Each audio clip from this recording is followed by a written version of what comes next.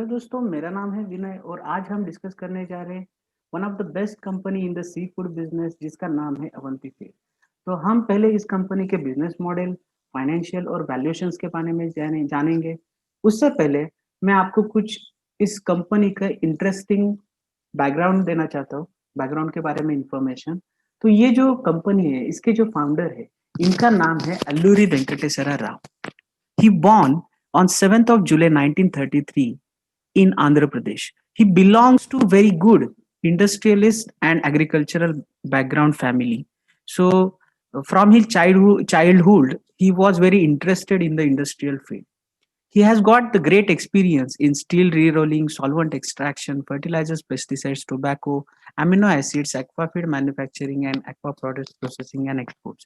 तो लास्ट में जब इन्होंने इस सेगमेंट में एक्वाकल्चर बिजनेस में एंट्री की, तो उस टाइम पे एक इम्पॉर्टेंट फैक्ट हुआ। इन 1980s में Indian government has promoted this aqua has decided to promote this aquaculture business.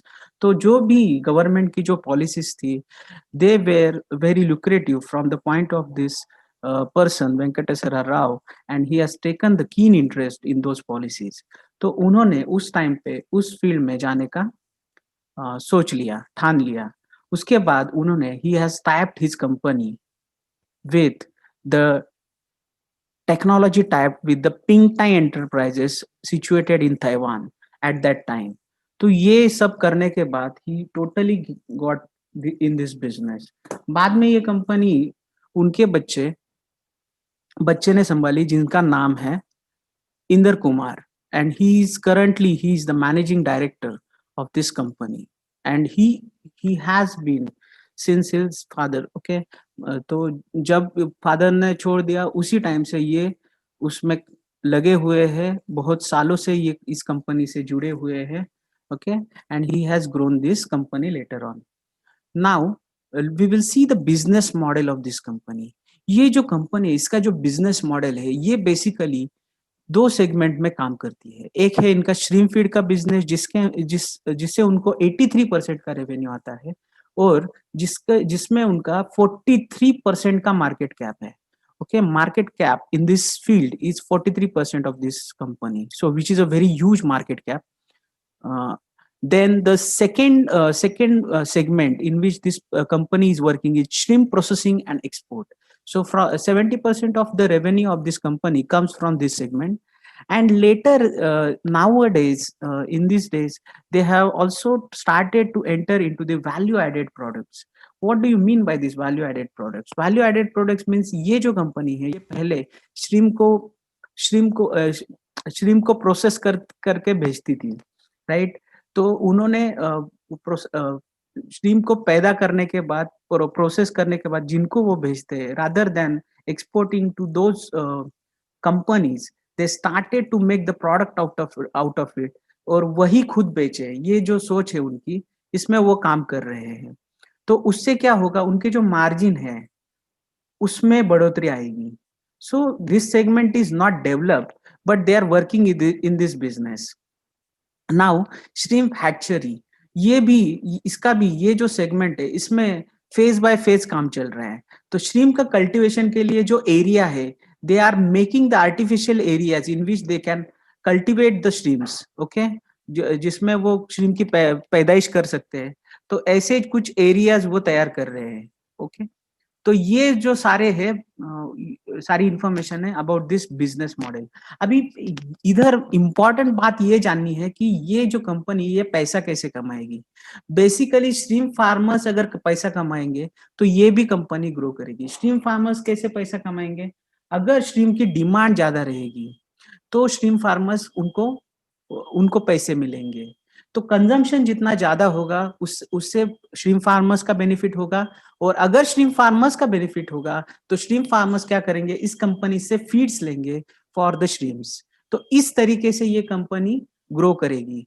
तो यहाँ पे एक बात जो हमने जाननी चाहिए, ये है, अगर कंजम्पशन ज्यादा होगा तो श्रिम्प फार्मर्स का फायदा भी ज्यादा होगा, और ये भी कंपनी का फायदा बहुत ज्यादा बढ़ जाएगा. तो ये कुछ चीजें हमें जाननी चाहिए इस कंपनी के बारे में. अभी यहाँ पे मैंने स्टॉक परफॉर्मेंस टिल डेट का ग्राफ लगाया है. तो if you see this chart, you can C from this chart in the year of 2017 ये जो कंपनी है इसकी जो स्टॉक की प्राइस थी ये ड्रास्टिकली इंक्रीज हो गई थी from 150 rupees to more than 900 rupees. The stock prices gets risen in the span of 1 year. अभी ये ऐसा क्यों हुआ? इसका जो लॉजिकल रीजन मैं बता रहा हूँ उसकी वो है कि reduction in the raw material cost. ये जो टाइम था उस वक्त, अभी ये जो कंपनी है ये श्रिम्प फीड बनाती है. श्रिम्प फीड के लिए जो रॉ मटेरियल लगता है वो है fish meal, soya, wheat flour, all these things. अभी ये जो रॉ मटेरियल है उस वक्त उस टाइम पे इसकी कॉस्ट बहुत ही कम हो गई थी. और ये जो श्रिम्प है इनकी ये जो एक्सपोर्ट करते थे यूएस में, उस श्रिम्प की प्राइसेस बहुत ही हाइक हो गए थे. So hike in the shrimp prices and reduction in the raw material cost, these were the two logical reasons at that time to make the stock prices, to make the hike in the stock price. Okay. लेकिन ये जो stock market है ये खाली इस पे depend नहीं होता है, इसमें इमोशंस भी काम करते हैं. तो उस टाइम पे इमोशंस ने भी प्ले किया क्योंकि स्टॉक मार्केट रैशनल नहीं होता है.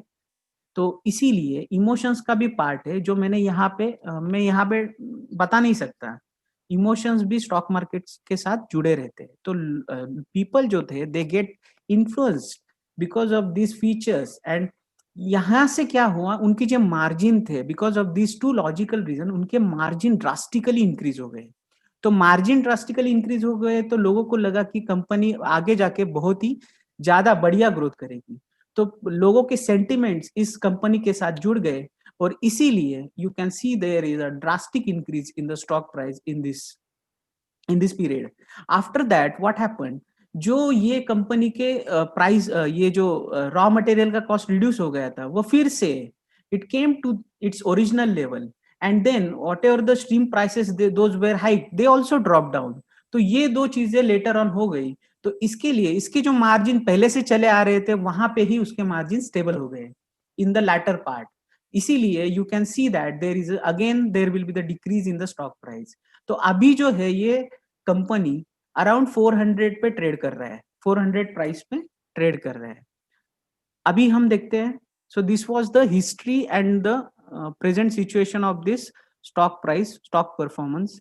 Now financial, if you see the financial, the balance sheet, if you see the balance sheet, इसमें आपको दिख रहा है कि ये कंपनी के पास टोटल एसेट्स 2190 करोड़ है और उसमें टोटल लायबिलिटी है 543 करोड़.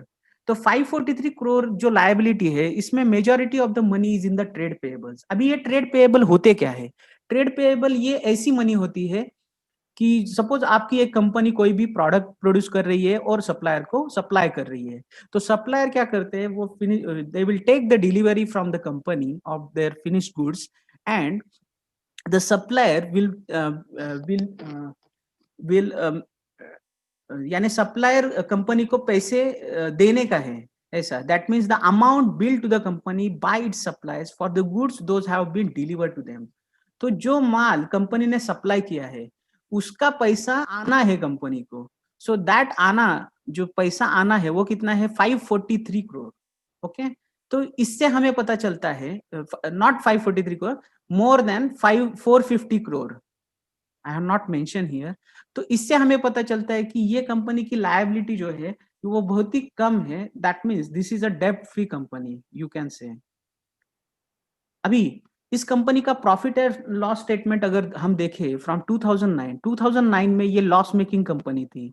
यहाँ पे आपको दिख रहा है कि ये लॉस मेकिंग कंपनी थी. लॉस मेकिंग से ये प्रॉफिट मेकिंग कंपनी चलती आ रही है और इसके प्रॉफिट्स भी लगातार ईयर ऑन ईयर बढ़ रहे हैं.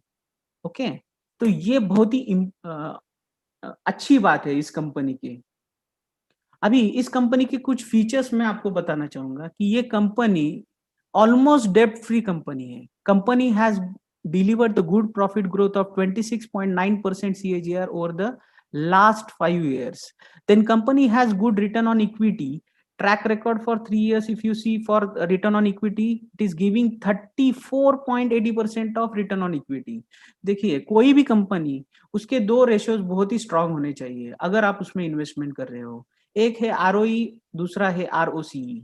तो दोनों रेशियो अगर स्ट्रांग है तो आपको कोई भी डरने की, और ऊपर से ये कंपनी डेब्ट फ्री भी है, तो ये भी एक एडवांटेज है। ऊपर से इसके ये दोनों रेशियो भी बहुत स्ट्रांग है। तो ये जो सारी चीजें है, इससे ये कंपनी बहुत ही अट्रैक्टिव लग रही है फॉर द इन्वेस्टमेंट। ठीक है, तो आई होप मैंने आपको इस कंपनी के बारे में, अभी हम देखते हैं शेयर होल्डिंग पैटर्न। तो अगर आप शेयर होल्डिंग पैटर्न देखोगे, 43% belongs to the promoter, then 16.4% FIs लेके बैठे हैं, डीआईज के पास 4% का माल है, और 2.72 गवर्नमेंट के पास है, और बाकी का 33% सारा पब्लिक के पास है। अगर आप इसका पीयर कंपैरिजन देखो तो इसके कॉम्पिटिटर में आता है गोदरेज एग्रोवेट। तो गोदरेज एग्रोवेट का जो आरओसी है वो बहुत ही कम है, इससे दुगना इस कंपनी का है उससे। और गोदरेज एग्रोवेट से अगर आप कंपेयर करो तो गोदरेज एग्रोवेट का पी रेशियो है 27.61, तो ये कंपनी का है 17, ऑलमोस्ट 17। तो उसके हिसाब से हमें ये बहुत ही अट्रैक्टिव कंपनी लग रही है। तो इसके इसके साथ ही दूसरी भी एक कंपनी है जिसका मार्केट कैप इससे कम है, वो है केएसई। तो ये दोनों कंपनी इसकी पीयर्स मानी जाती है। तो अगर आपको ये तीनों आपके पोर्टफोलियो में लेनी है इन अ सिस्टमैटिक मैनर, तो आप स्मॉल केस में ले सकते हैं। तो स्मॉल केस में you will make the you can make the systematic investment in all these 3 companies. अगर आपको तीनों कंपनी में इक्वली पैसा डालना है इन अ सिस्टमैटिक मैनर, तो वो स्मॉल केस के ऊपर मैं वीडियो बाद में बनाऊंगा, कैसे आपको इन्वेस्टमेंट करना है स्मॉल केस में, और स्मॉल केस के क्या एडवांटेजेस रहते हैं over the mutual funds and all those things.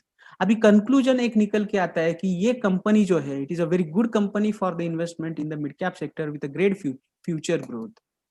और लास्ट में ये बहुत ही इंपॉर्टेंट है, disclaimer, what ever the discussion that I have made, all the information given in the video is for the educational purpose only. Me and my channel will not be responsible for profit or loss that occur on your trade. Please consult your financial advisor before the investment on the given idea. अगर ये video आपको अच्छी लगी हो तो video को like करो, मेरे चैनल को सब्सक्राइब करो और उसको शेयर करो। ऐसे ही इन्वेस्टमेंट के वीडियो में आगे भी लाऊंगा आपके लिए। Okay, till then it's goodbye from me. Thank you.